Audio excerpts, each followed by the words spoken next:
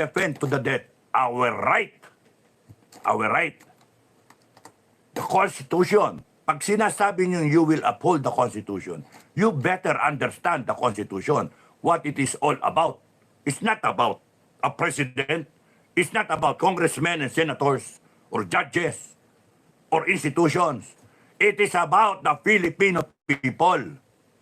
Yung ideals ng taong bayan. Kaya nga may Constitution eh. Kaya nga niratify ng taong bayan yan. Tapos here, we will uphold the Constitution. Eh nasaan na kayo? Dapat niya zero budget kayo, pero hindi.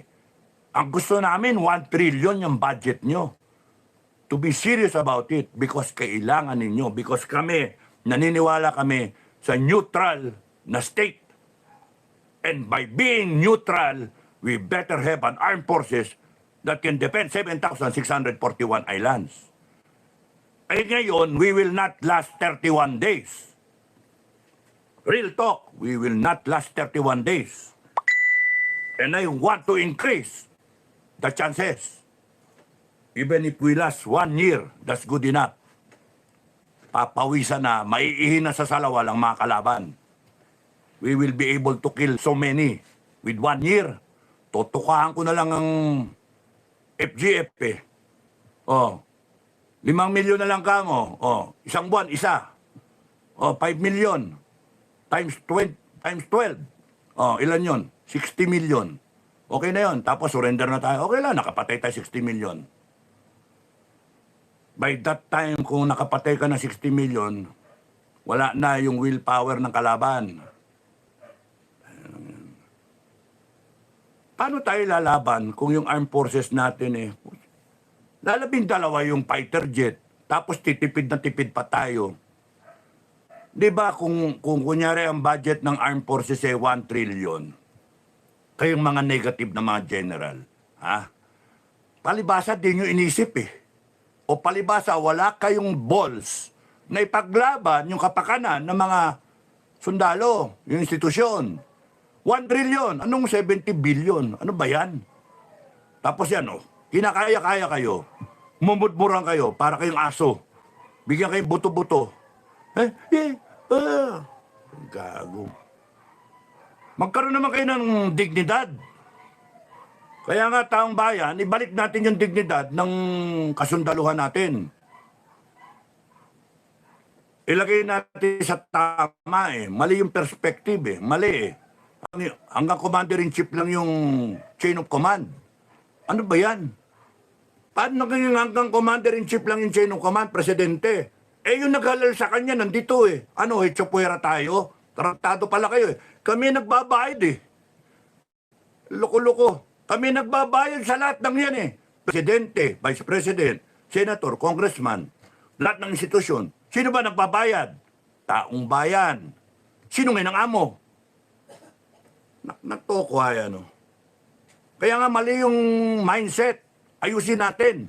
Ilalagay ko, palagay sa konstitusyon yan. Kung saan yung chain of command. And may be represented by dito sa itaas ng Council of Elders.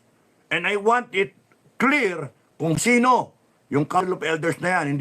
Hindi tago-tago, walang ano, cloak and dagger. Ha? Maliwanag, lahat ng sektor represented. Kaya pinakabobo yan o pinakano, basta represented siya na sektor. And then, mag-create na lang ng kung paano siya tanggalin do sa council kung gago, kung nuisance. Kundi kaya, vote of no confidence, kundi kaya yung mismong sektor niya, tanggalin siya. Kasi wala eh. Wala eh. At kung meron tayong ano, dapat kurikin natin yung culture of corruption eh. Mali talaga tayo eh. Maling-mali yung ano natin, kultura natin eh. Ano ba para sa akin dyan? Yung ganun ba? Mali eh.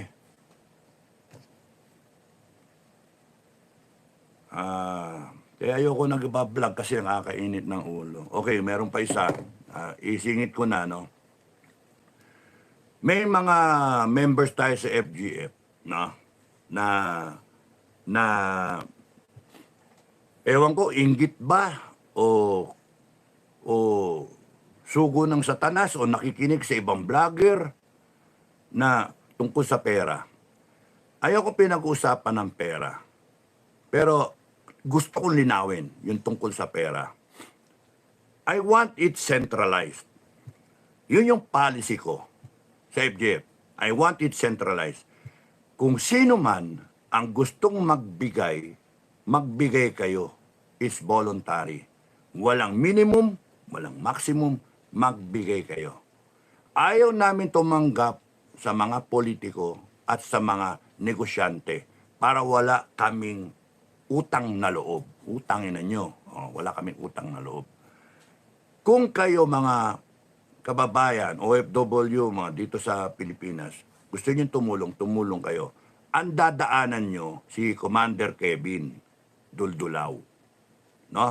Kevin Duldulao. Sa kanya naka-channel lahat para ma-check kung sino ang nagbibigay. You know why? Para ma-record kung sino yung nagbibigay at kung magkano yung binibigay. Da? Kung pwede, huwag kayong dumiretso kahit kanino. Kung nag-specify kayo, ibibigay nyo sa akin o kaya kay Commander Bukay, specify diretso kasi kami gusto nyo tulungan, specify ninyo. Pero sabihin nyo pa rin kay Kevin. Sabihin nyo pa rin kay Kevin. Para may record. Because I want it all accounted. Ngayon, papasok doon, kaya nga walang gustong umawak ng pera. Si Bukay, ako. Pero pagka walang hawak ng pera, sino hawak ng pera? That's why tinanggap ko, ako na. Nag-open ako na account under my name, that's temporary. Until such time na I see it fit na pwedeng ilagay sa isang committee yung pera. But right now, ang isip ko ay ayokong i-disperse yung trust and yung accountability kahit kanino. Okay lang ako sa accountability kasi kaya ko. Kahit umabot pa ng trilyon yan, kaya ko. Kasi hindi ako kayang bilhin ni isang sentimo wala ko ninako sa gobyerno. Kung ano man yung allowances na kukuha ko noon sa gobyerno, yun lang yun. Walang labis, walang kulang. At kung merong allowances na kukuha ko because of my position, pa 1,000, 2,000, 1,000 lang actually eh. Because I was ano yun, a military assistant to the Director General and then before that, AD Camp. Kung meron ako ang pera, ibinibigay ko pa sa mga tao. Minumudmud ko. I don't need that. No? Kaya I can handle yung pera kung ilang bilyon, trilyon because hindi ako kayang matukso ng pera. Pero openly sinasabi ko, ayaw kumawak ng pera, tukso yan, bla bla bla bla. Pero walang hahawak eh. And then we need to get it going, yung gustong mag-contribute, yung gustong tumulong sa organization. Alam nila, Kevin, na ang idea ko, at saka ni Commander Bukay, na idea ko is, meron pumapasok na pera. Ang daling i-account eh. May pumasok, may lumalabas. Yung lumalabas, cover mo na resibo or at least a signature from a responsible, trusted person. Yun na yun. Kasi yung pagkalabas ng pera, i-itemize niya, matitrace kung kanino binigay yung pera. Okay? So, diretso. Ang sa akin, gusto ko, bago maubos yung pera na yan, mailagay natin sa mga commander natin sa area and then eventually to the regions and then the provinces para bawat commander merong operating capital na hindi na kinakailangan i-account. Bakit? Kasi yung ibibigay kong perang ganyan sa kanila, galing sa mga contribution nyo, babalik din nila. And yung matitira, bahala kayong mag-accounting yan sa inyo-inyo, sa grupo nyo. Kung gusto nyong i-share yan sa mga FGF members eventually, bahala kayo. Because that will keep your group tightly knit na hindi kayo mag-anuhan, magdaigan. At least kayo, you belong to a family of FGF in that region. Yun yung binivisualize ko. Para hindi tayo hingi ng hingi sa mga OFW kasi kayod ng kayod yung mga yan. Now, kung merong mga nagsasalita na mga miron at mga mga FGF members, let me warn you. Enough. Enough na salita. Kung meron kayong question, you go directly to me. If you do that behind my back, and I find out with the right investigation that you are not doing things properly and violating my policy, we will expel you. I will expel you from FGF. Without anything. Walang-wala ng ano-ano. Basta sinabi ko, expel kayo. You know why? Voluntary ito eh. Hindi naman kayo sumusweldo. Wala tayo sweldo. Voluntary ito. So anytime, pwede ka i-terminate. Lalo na for cause. Walang tatanggap ng pera directly from anyone unless na alam ko. Okay? Kevin, walang dediretso na pera kahit kaninong commander na hindi mo alam. Kinakailangan alam mo. Kung nyaring may nagbigay sa akin, kinakailangan ipaalam sa'yo. Kaya para mawala yun, kinakailangan lahat ng pera na papasok, alam ni Kevin for accounting purposes. Because ang gusto kong malaman eventually, because I'm trying to prove a point, na kung yung Proclamation number 8, yung taxes ng taong bayan, pwedeng ibalik after 20 years. Yun yung point. I'm trying to do it sa FGF pa lang, on a minuscule level. Kaya kunyari may pumasok na kalahating milyon, eventually may kalahating milyon pa rin na preserve yung pera. And that will prove the point na may kalahating milyon na pumasok, lumabas yung kalahating milyon, may bumalik na kalahating milyon. Even if it has to come from my own money, bumalik yung kalahating milyon, tapos nun, intact yung pera ninyo and we can go for other projects. Mantalang merong mga kanya-kanyang fundraising, mga kanya-kanyang sustainable funds, fund generation, bawat region. O paano nangyari yon?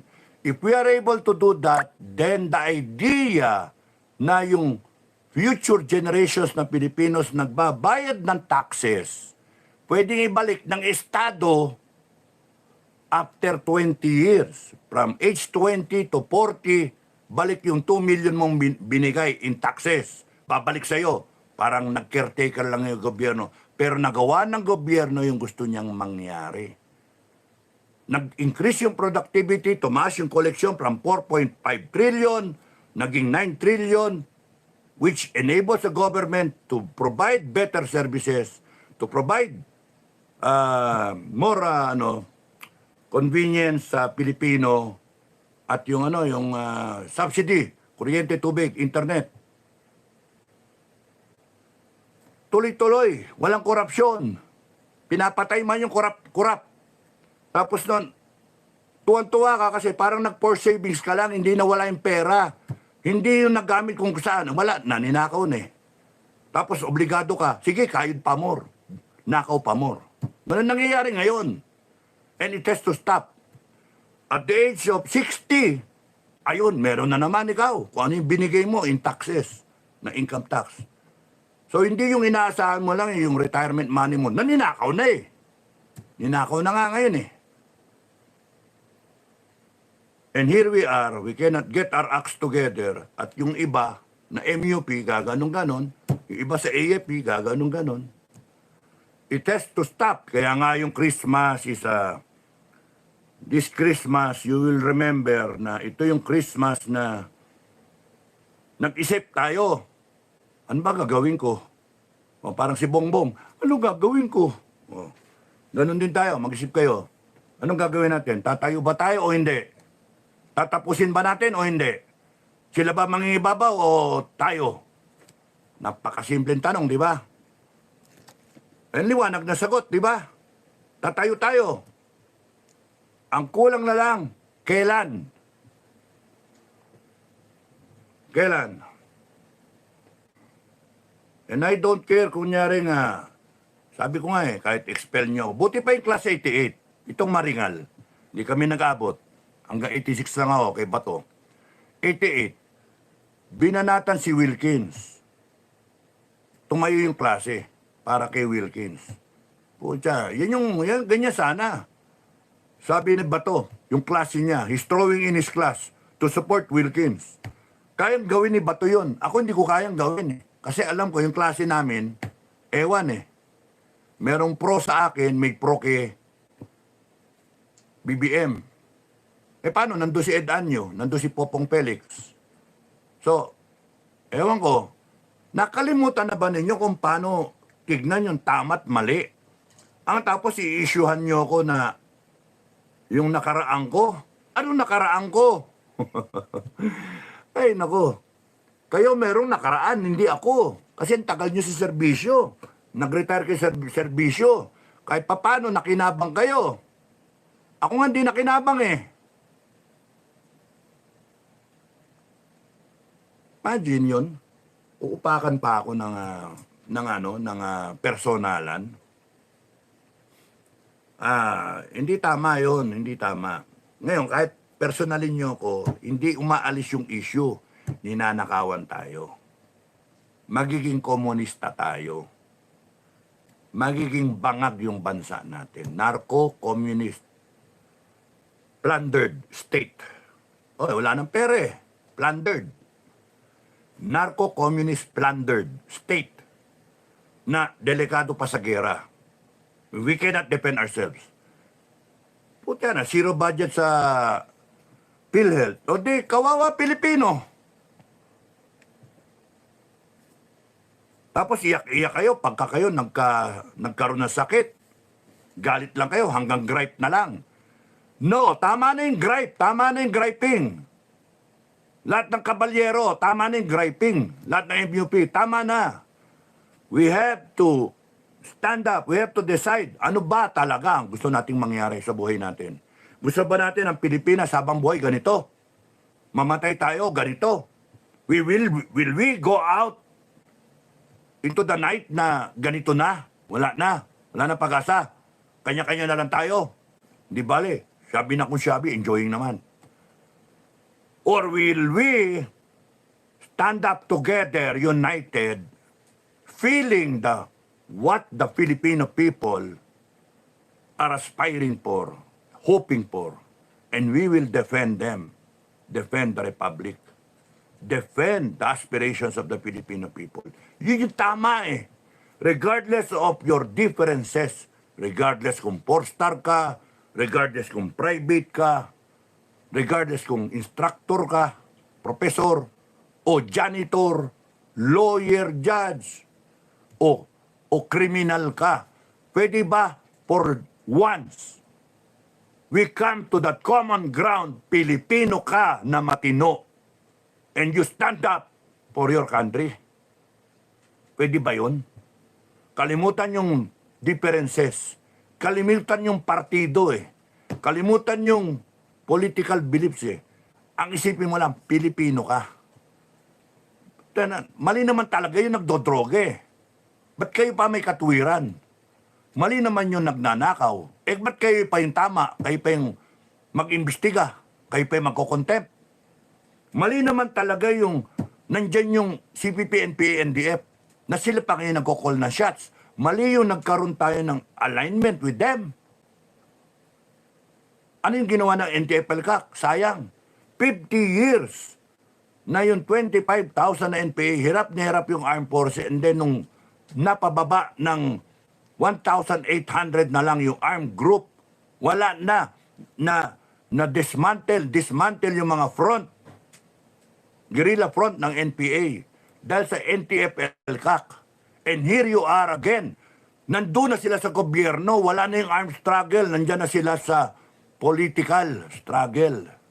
And anytime they will have a president or a leader or a parliament, a prime minister, but we are communist. And they can ask the help of communist countries. That's the danger.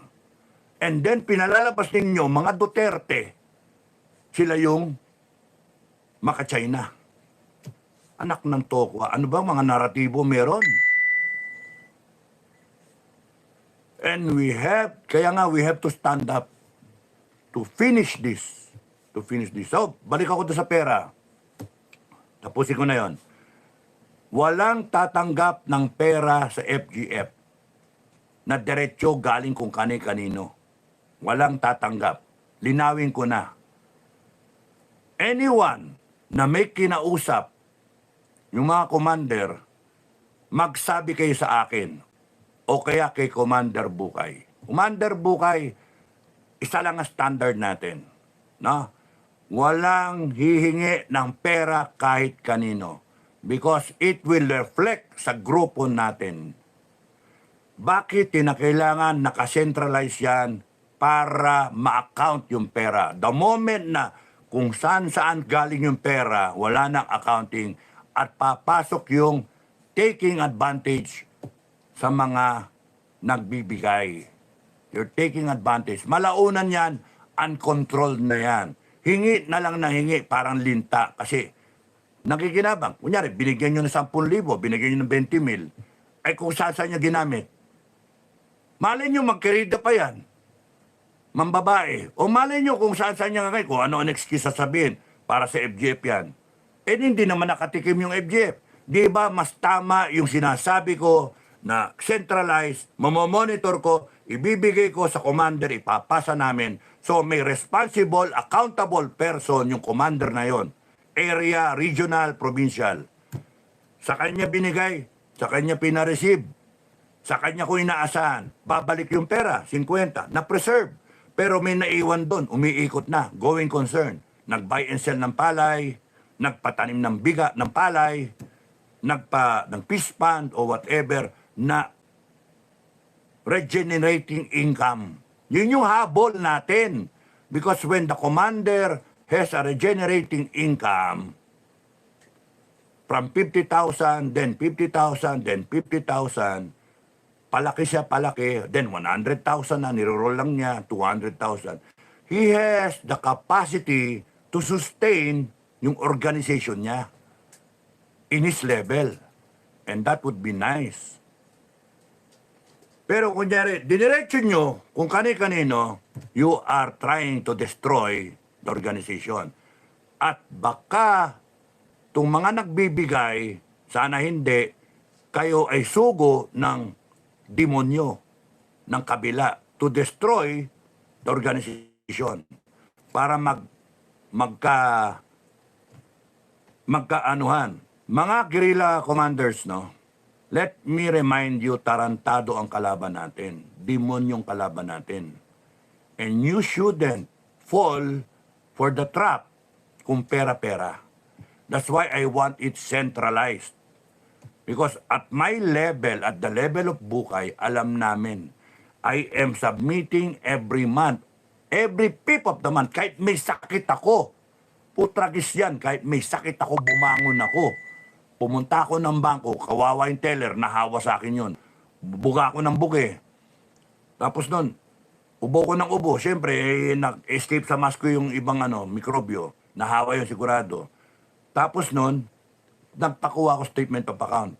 At para, ang pangako ko kasi kay Commander Kevin, every fifth of the month, magbigay ako ng statement of account para ma-account yung pera.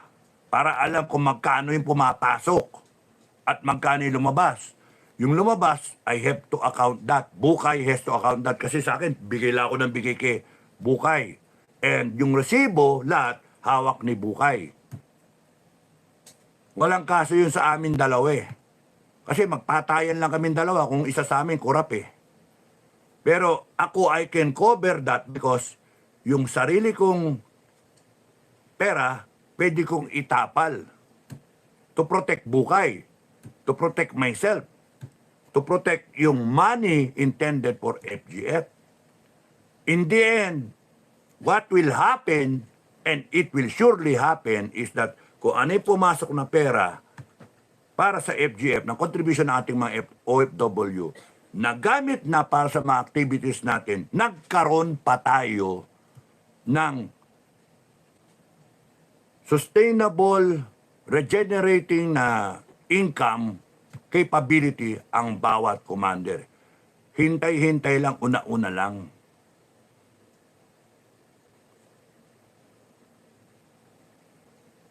Yun yung ano. Ngayon, habol natin accountability. Kaya every 5. So, susunod, January 5, February 5, March 5. Statement of account lagi. And then malalaman, magkano yung totally disbursed, magkano yung natitira, magkano yung on hand. And then, ang kagandahan nun, makikita, may mga project na umaandar. Wala akong magawa dun sa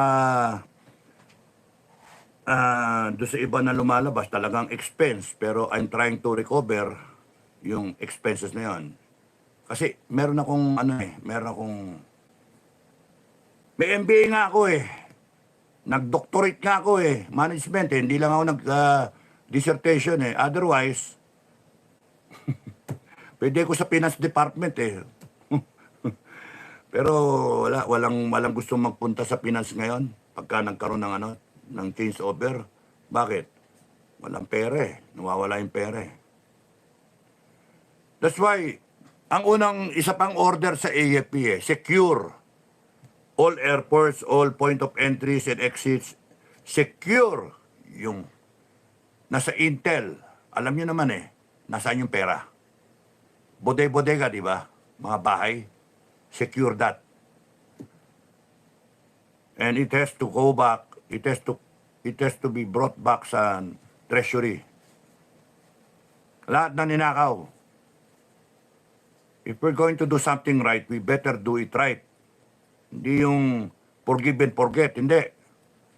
Kayong mga nagnakaw, nag-crossover kayo. Kaya problema nyo. Markado kayo eh. Hindi ako markado, kayo. Ano nga? Anong tingin nyo sa akin? Takot sa inyo? Matagal na akong patay. Matagal na akong patay dapat. Kaya hindi ako natatakot kayo. Natakot na ba kayo kay kamatayan? Eyeball to eyeball with death? Natakot na ba kayo? Kaya nga...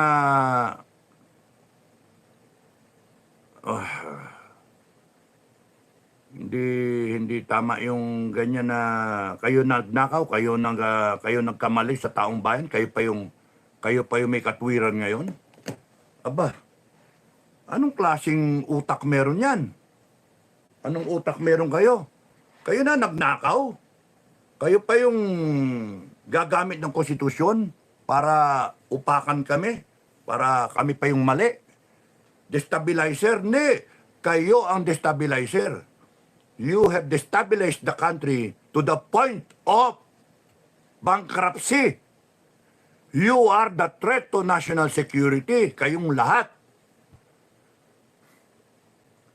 Kaya nga kami tatayo eh. Nananahimik kami. Saan ka nakakita kumpanya na yung board of directors laging tatayo, may problema? Bihira yun. Ngayon, ang Pilipinas is in grave danger of bankruptcy, of crime, droga, of becoming a communist country. And here you are, relaxing kayong lahat. Kaya nga mga MUP retired, mga kabaro ko, no? Active, retired.